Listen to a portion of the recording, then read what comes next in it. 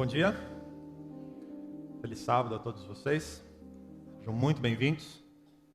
Estamos nas últimas semanas acompanhando as canções do livro de Salmos, canções que, vez ou outra, cantamos em nossa própria experiência. Título da mensagem de hoje, Canção de Misericórdia. Nós vamos refletir um pouquinho juntos a respeito do Salmo 86.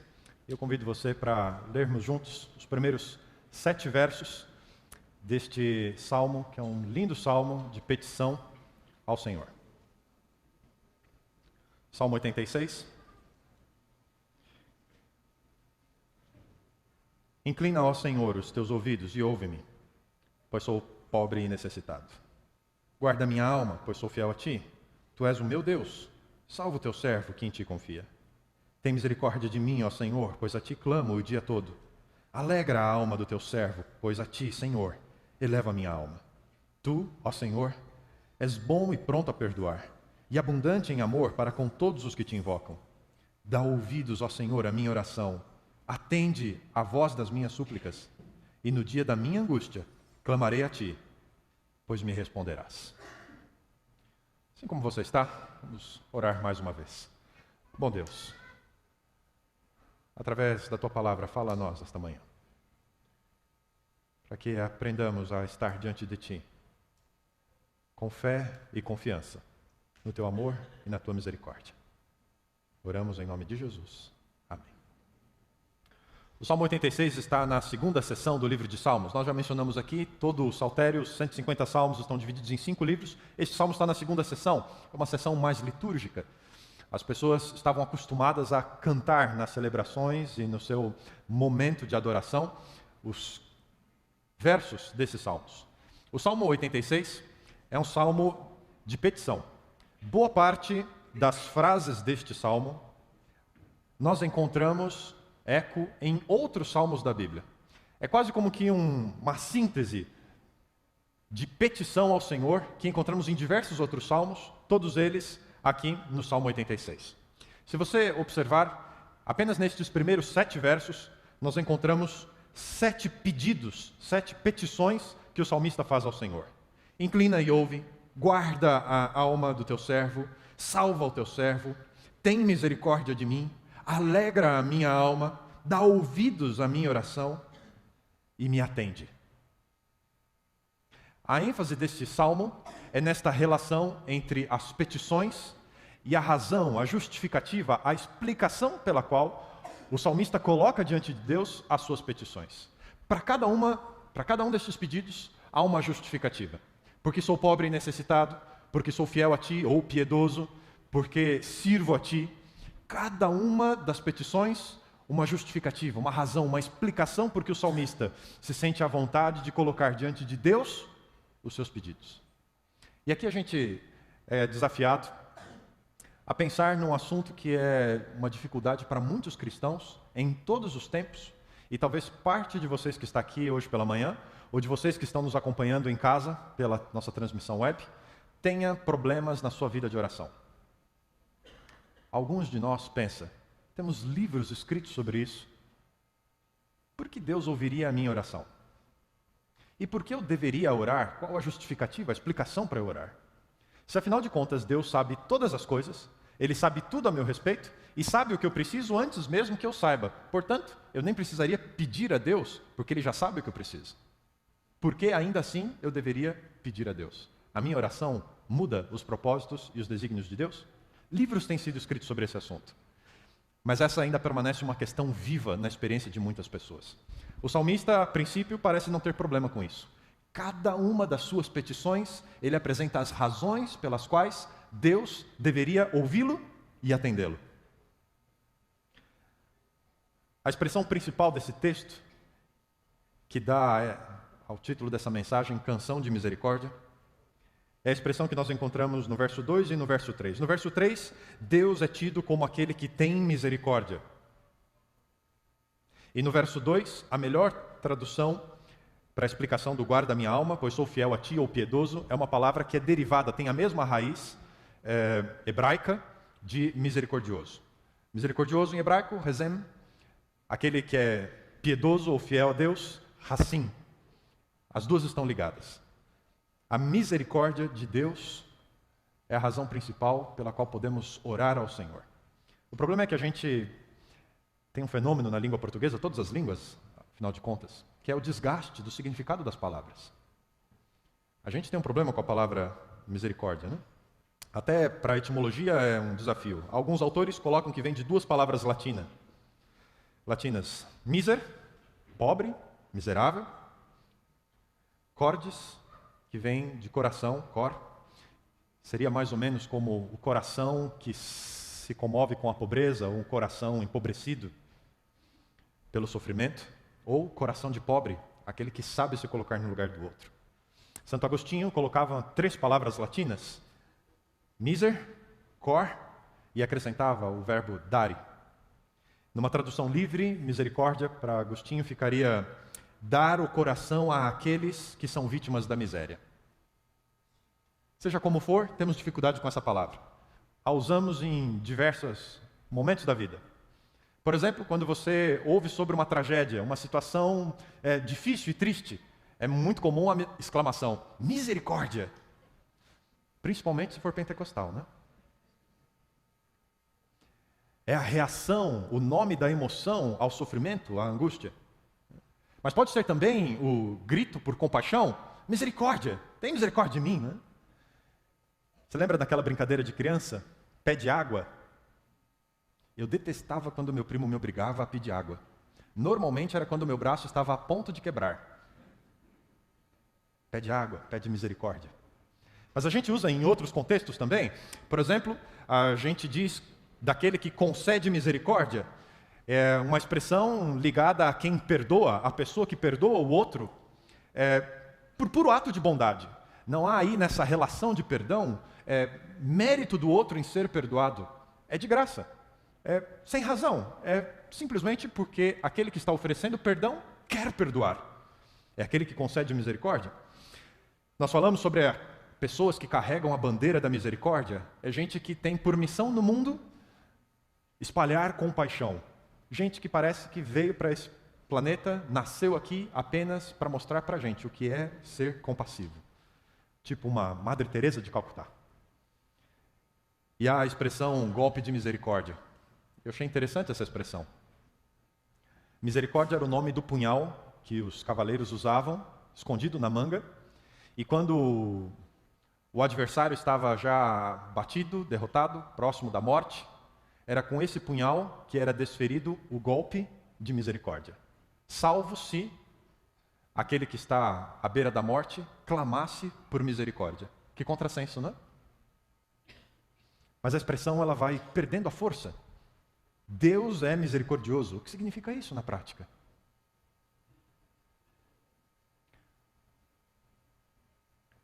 Será que, ao olhar para cada um de nós, Deus de fato ouve as nossas orações, sempre, e está disposto a responder às nossas orações? Como é que você se sente nesse momento de súplica a Deus? Será que eu estou falando para alguém hoje pela manhã que o sentimento de indignidade é tão grande, tão grande, tão grande, que se torna um bloqueio para as nossas orações? Eu não vou pedir a Deus, porque eu não sou digno de que Ele me responda. Talvez se a gente mudasse um pouco a pergunta. E afinal de contas, quem de nós é digno de que Deus lhe responda às petições? Entre essas duas expressões hebraicas que a gente encontra aqui no texto, o salmista dizendo, guarda a minha alma, pois sou racim, sou piedoso, e que vem da palavra, da expressão recém, que vem aqui do verso 3, tem misericórdia de mim, aquele que tem misericórdia. Alguns estudiosos dizem, olha, essa é uma relação da aliança. Você se lembra da história de Moisés? Quando ele no alto do monte pede para ver Deus? E Deus diz, olha, você não pode ter essa experiência, você vai morrer. E Moisés insiste. E Deus diz, então está aqui a penha, você entra nessa fenda na rocha, eu vou pôr a minha mão sobre você e a minha glória vai passar sobre você. E apenas pelas costas você vai me ver. E a cena transcorre e a expressão de Moisés.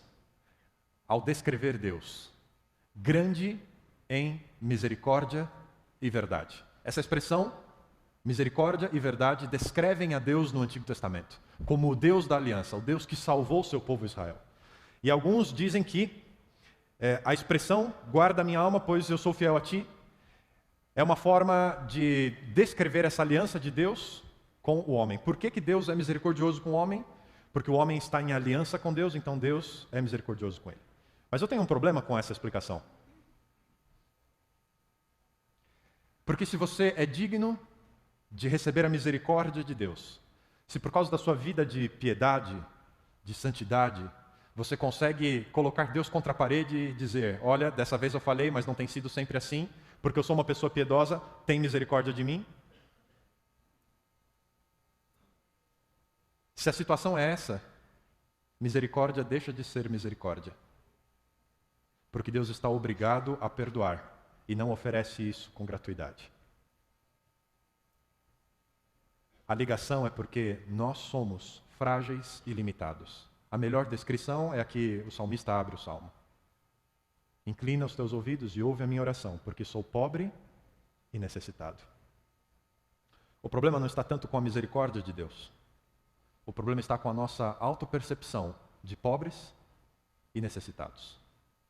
Se a gente vai a uma descrição da igreja que aguarda o último período da igreja antes da volta de Jesus, a denúncia do próprio Jesus para essa igreja é: vocês dizem que não tem falta de nada, são ricos e abastados, mas na verdade eu olho para vocês, vocês são pobres, miseráveis e estão nus. O problema é a nossa natureza humana. Quando Deus espera que façamos a Ele as nossas petições, quando a oração se torna algo essencial no relacionamento com Deus, abrir o nosso coração a Ele e mostrar as nossas necessidades, reconhecer as nossas limitações. O propósito dessa oração, o propósito da petição, da súplica, de lutar com Deus em oração, tem a ver com a natureza humana que Deus precisa trabalhar. Se pararmos para pensar um pouco sobre isso, quem de nós não sofre com limitações? Quem de nós não é frágil ou não experimenta a fragilidade humana? Todos nós somos limitados. Pergunta: quanto tempo você fica sem ar para respirar? Autossuficiente. Quanto tempo sem ar? Minutos? Autossuficiente? Quanto tempo sem água você vive?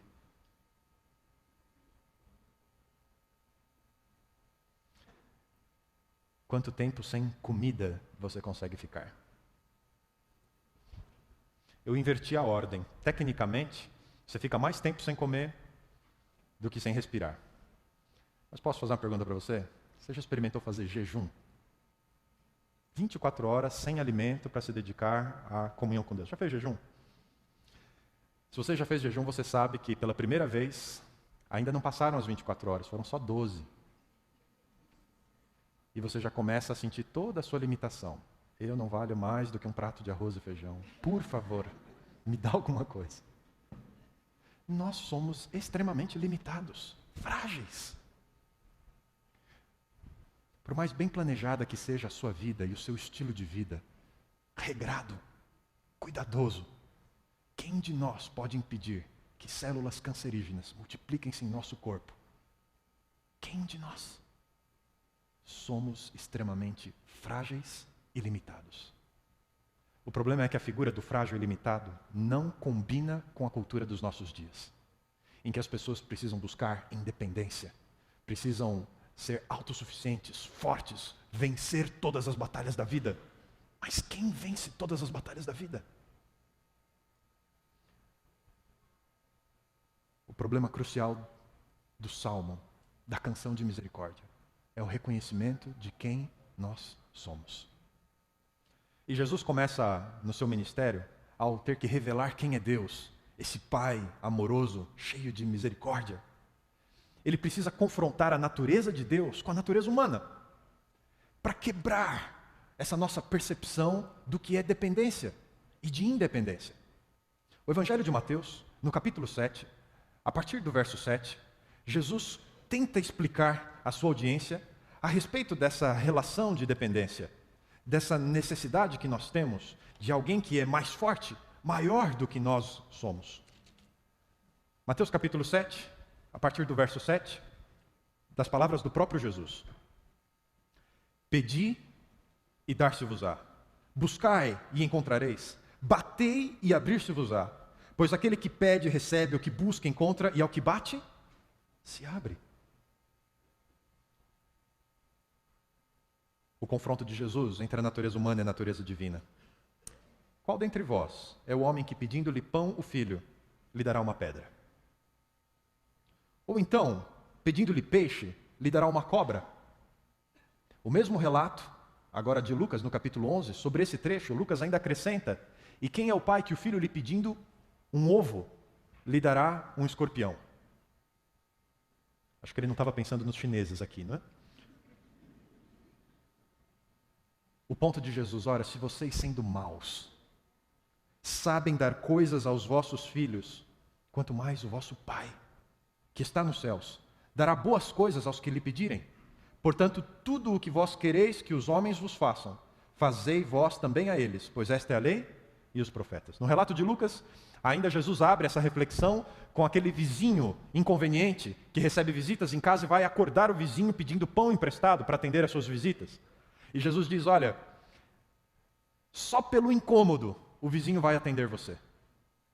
Se você deixá-lo em paz e continuar dormindo bem à noite, ele vai se livrar de você e vai te atender. Se vocês, seres humanos, reagem assim, não tenha vergonha de pedir a ajuda de Deus, porque Deus tem esse sentimento de pai com a gente. Agora, se coloca no lugar de Deus. A quantidade de filhos que querem a independência do pai. Pai, me dá a chave da casa. Eu quero entrar e sair a hora que eu quiser. Eu quero ir na despensa e eu pegar as quantidades que eu quiser, quando eu quiser, para a finalidade que eu desejar. Mas não quero ter que dar satisfação por isso. Quero as bênçãos na minha vida à minha disposição. Mas não quero ter que me humilhar diante de ti para pedir as tuas bênçãos. Parece uma afronta, não é?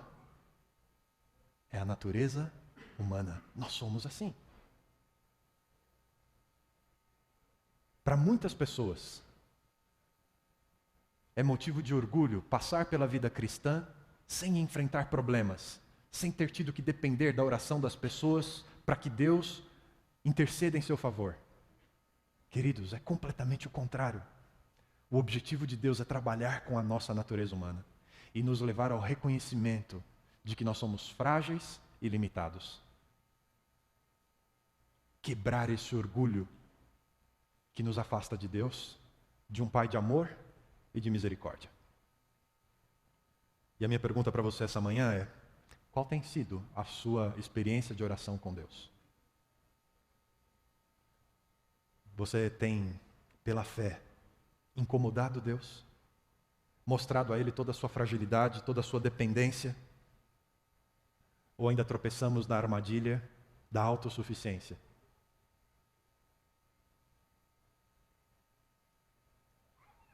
Deixa eu descrever a sua experiência espiritual. Quando você tem um problema, você esgota todas as possibilidades de solução desse problema antes de buscar o auxílio de Deus. É você esse? Só quando você chega no fim dos seus esforços e se dá de conta com aquela placa no caminho, estrada sem saída, é que você reconhece que você não tem solução para os seus problemas e agora sim eu vou incomodar Deus, porque eu fiz a minha parte. Me esforcei até o meu limite, não tenho mais o que fazer e agora então eu vou pedir ajuda de Deus. Descrevi você? Descrevi a mim. Porque todos nós lutamos com a nossa autossuficiência e busca por independência. E o convite desse salmo, a reflexão que Davi faz, é termos consciência de quem nós somos e não ter vergonha disso. E reconhecer quem nós somos diante de Deus para buscar dele a ação, a solução, a presença dele na nossa vida. Nos dando conselhos e nos dando libertação, sempre que for necessário. É um exercício de dependência de Deus dia após dia da nossa vida. O outro lado dessa relação, pedimos porque somos limitados. E Deus atende porque Ele é misericordioso. Porque Deus está conosco, está ao nosso lado. Nunca nos abandona. Ele é como um pai que acompanha o seu filho passo a passo. Não importa a distância, não importa a situação, Deus está sempre junto de nós. A palavra misericórdia para Deus é de difícil tradução. É como no Novo Testamento a palavra grega ágape. A gente vai lá e sintetiza tudo, né? E a gente traduz como? Amor. Né?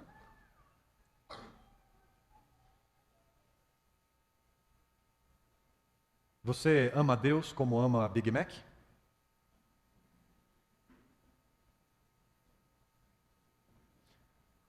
Amor da parte de Deus, como recém, misericórdia, parece que não fazem muito sentido hoje. Porque é difícil termos a perspectiva de quem é Deus. Mas Davi, que viu Deus agir na sua vida, dia após dia na sua vida, inúmeras orações respondidas, ele tinha uma coleção de razões, porque ele sabia quem era Deus. Deus era amoroso e tinha misericórdia. A gente acaba traduzindo as expressões que dão nomes a essa relação, as ações de Deus de amor. Às vezes ele é bondoso, compassivo, perdoador, mas acima de tudo, a essência de Deus, Deus é amor. Deus é, como no Antigo Testamento, misericordioso. A perspectiva correta de quem é Deus e a perspectiva correta de quem nós somos. Eu gosto muito do verso 8. O verso 8, Davi pontua tudo isso que ele está falando a respeito de Deus, ele faz um contraponto com outros deuses. E o verso 8, Davi faz essa contraposição. Entre os deuses não há semelhante a ti, ó Senhor, não há obras como as tuas. Quem é Deus? Deus é incomparável para Davi. Não é que Davi acreditasse nos deuses dos povos vizinhos, dos povos pagãos. Não. Davi sabia muito bem que todas aquelas divindades não passavam de obra, produto feito da mão daqueles próprios povos. Ali não havia nenhuma divindade. Por isso elas nem podem ser comparadas a Deus. Apenas Deus é vivo e faz-se presente na vida dos seus filhos. Apenas Deus é amor, Deus é verdade, Deus é misericórdia. Apenas Deus está interessado em fazer parte da vida dos seus filhos. E quando eu percebo essa perspectiva de Davi a respeito de Deus, da proximidade de Deus, da diferença de Deus como alguém que tem amor, misericórdia pelos seus filhos. Eu me lembro da experiência de Nabucodonosor em Daniel capítulo 2. Você se lembra dessa história?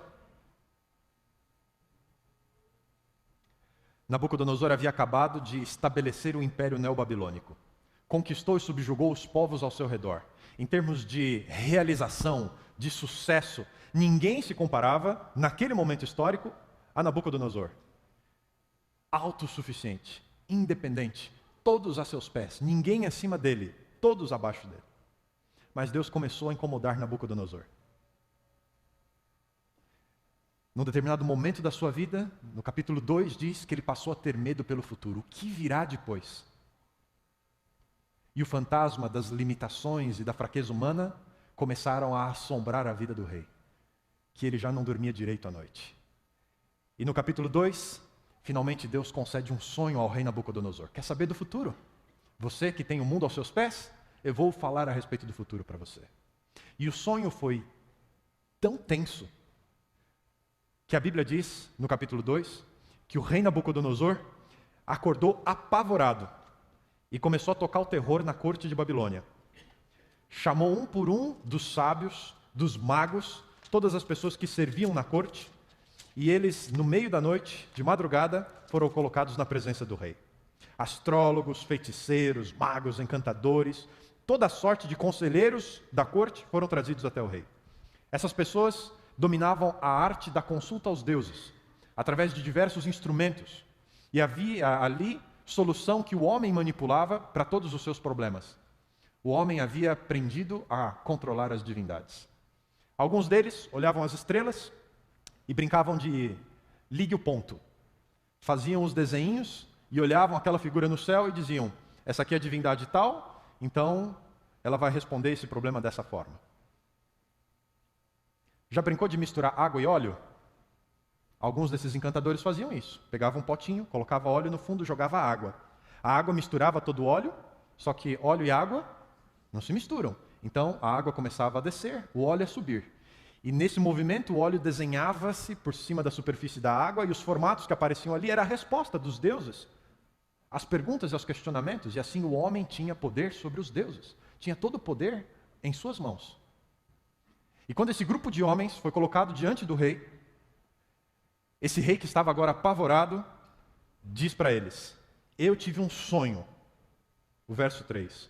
Um sonho que perturba o meu espírito e eu quero saber o que significa. Ele era o rei, o imperador.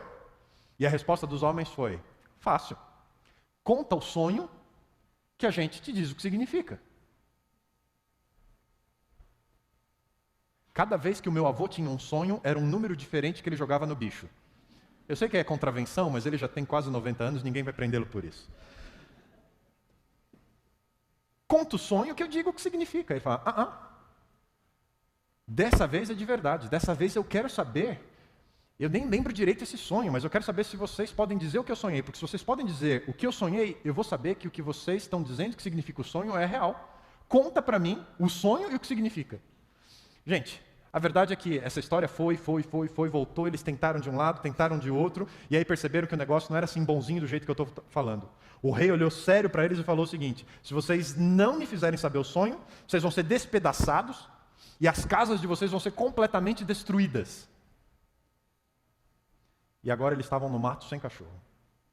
Na posição de Deus, de ter que dar auxílio para alguém numa situação limite, eles são obrigados a declarar o verso 10 e o verso 11.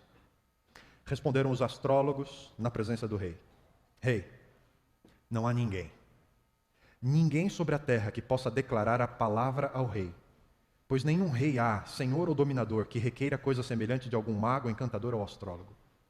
Saber o que o rei sonhou? Nos pensamentos da tua cama? Impossível, nunca se ouviu falar isso da história. Nenhum homem conhece suficientemente outro homem para dizer isso. Verso 11. Porquanto a coisa que o rei requer é difícil, e ninguém há que possa declarar diante do rei, senão os deuses. Mas a morada deles não é com os homens. Queridos, aqui está a tragédia do ser humano.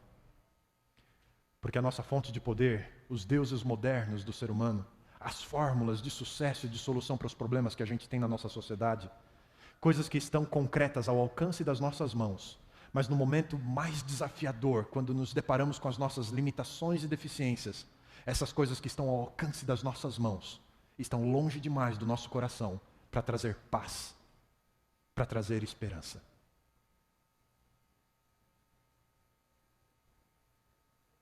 Quem de fato tem sido Deus na sua vida?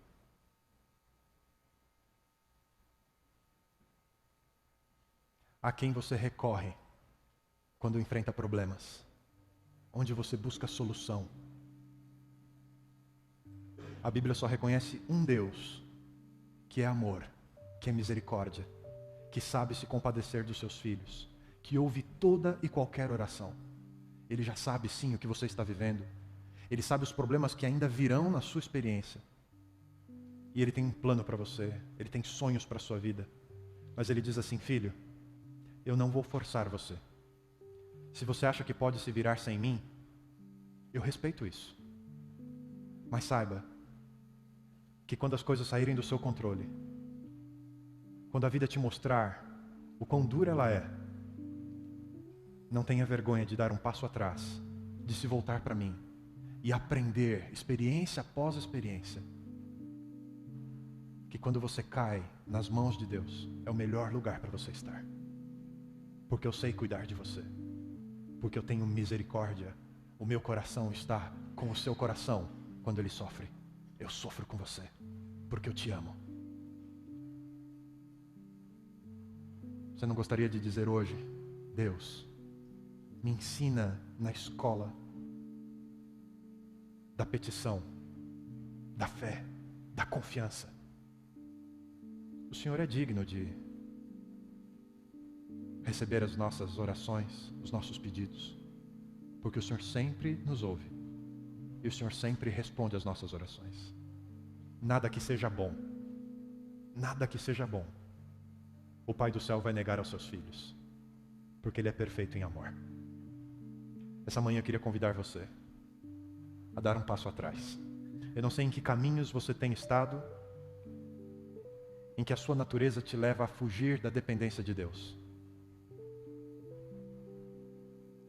Hoje é dia de voltar e dizer: Senhor, eu não quero continuar nessa estrada. Eu não quero esperar até chegar diante da placa sem saída.